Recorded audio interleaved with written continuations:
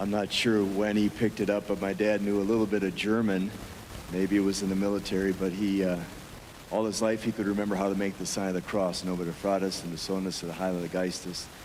That's phonetically how it sounded. I don't know that that's grammatically correct, but he knew words like Wie geht's, which is their way of saying, how are you? And the German word for no is nein, things like that. And he'd always tell this story about this German tourist who came to the United States. He was traveling around really enjoying American culture, and one day he said, this is the greasy spoon for breakfast, and he's standing there, and the lady running the till, she looks tired, she's hot, and it's been a busy morning, and she's like, can I help you?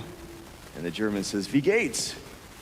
So she yells back to the cook, pancakes, and he says, nine, nine. She says, no, shut up, you get 3 like the rest of them.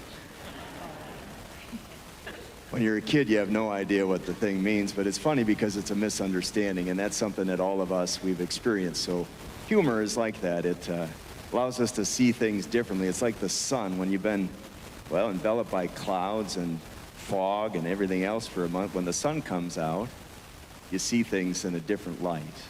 It just takes on a different kind of a feel, a sense of hope, optimism. The first reading we hear about Job, and he's in depression. I mean, he's talking about restless nights, and my life is a drudgery, and it just goes on. There's no point and purpose. And you know the story of Job, you could understand it. You could sympathize with what he's saying. And then you get Paul and Jesus. They're saying that really their job, and ours too, is to cheer up a fallen world, is to let the light shine, to let people know that the light defeats the darkness, that this has a happy ending. The gospel is still good news. It's still medicine for all of us, and we're to proclaim it. That's you as much as me. Preach and teach, as St. Francis used to say, yeah, preach the gospel, open your mouth and use words only when you have to, but Jesus said, go and make of all disciples. What brings people to Christ are people that are Christian, that are engaged in their faith. And they're engaging. They kind of have a magnetism about them. There's a dynamism. That's what brings people. That's why our parish is growing. It's you taking your faith seriously and passing it along, preaching and teaching by example mostly. I thought, well, how can we do it? To me, to examine our conscience, see how do I pass on the faith? They used to say there are these 5 love languages.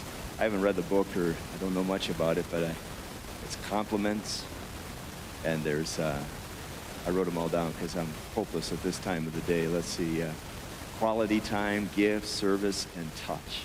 These are different ways of communicating love, and we each have our own love language, and some of these things make a bigger impact and others not as much. Complimenting, building people up. When I was a kid, there was this book about Mike Mulligan and his steam shovel, and he would dig out basements and so forth, and he said the more people that came out to watch, the faster he could work. And it's something like that. I mean, when encouraging people, that brings out our best, right? And yet sometimes, if we're honest, sometimes we discourage people. You ever been at a sporting event and start working the refs or working the other team, the other players? I've been on the other end of that stuff, and it's not much fun. And it's not good for us either. So to build people up, to see the good, and to compliment people, that's what really can motivate folks. St. John of the Cross said that where there is no love, put love and you'll draw out love. Francis de Sales went to the city of Geneva and preached the gospel every day for 4 years. They hated the Catholic Church in those days, but he went anyway. And after 4 years, the seeds were all sown. His confidence in the gospel, his fidelity to his mission, they all came back to their Catholic faith. So it is for us to compliment, to see the good, to build people up. The second one is quality time, which we all know. I mean, if somebody's really present, they seem like they genuinely are interested in you, and we've all experienced that in different ways. You should find, everybody that's ever been sick in the hospital, if you ever visited somebody in a nursing home, I call my mom every week. Quality time is a really important thing.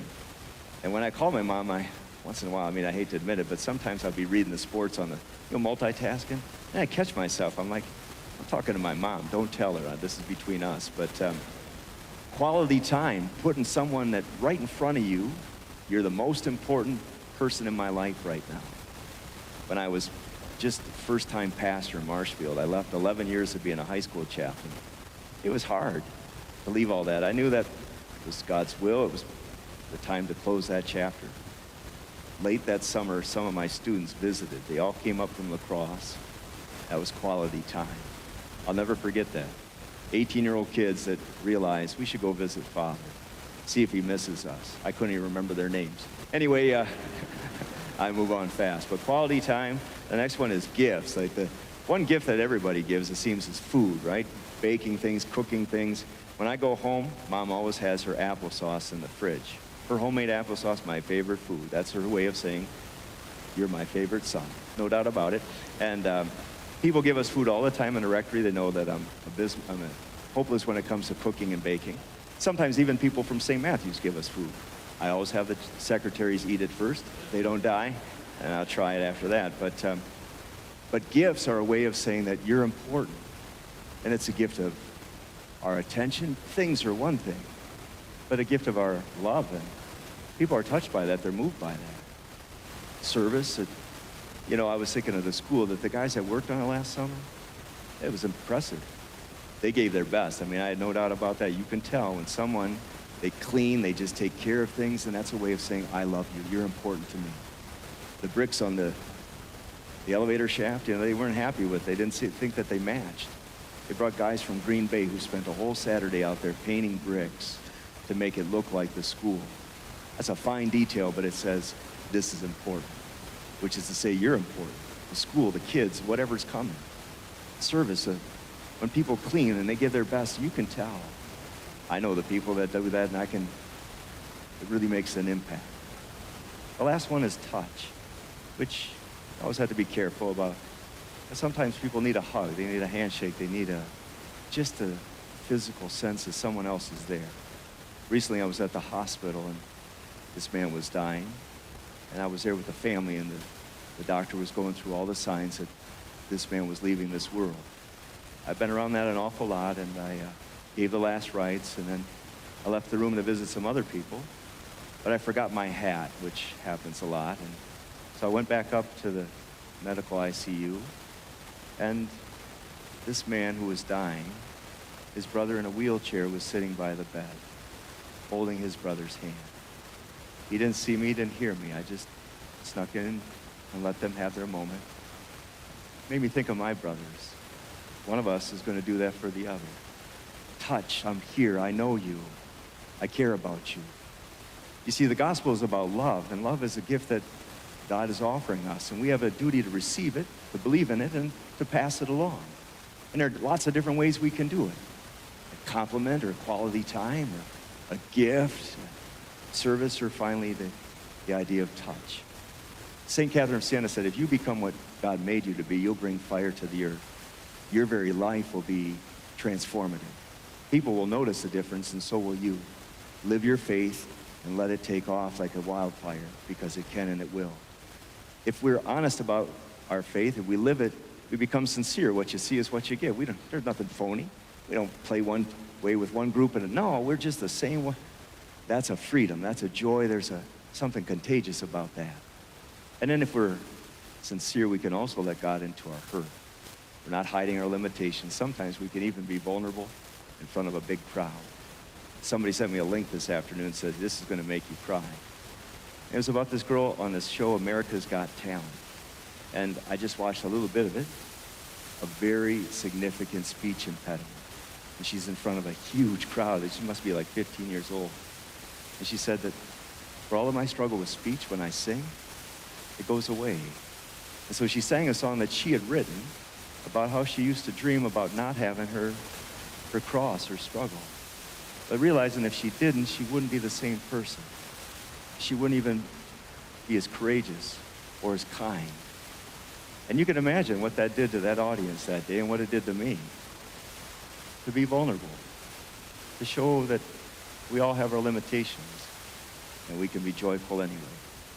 The most effective witnesses are real people like you and me. That's all you have to be. I'll end with this. That there was a beautiful priest, Father Joe Henchy. He died a couple of years ago. We love this guy. I mean, he was over 60 years a priest. He lived into his late 80s, really smart guy. I think he had a couple of PhDs.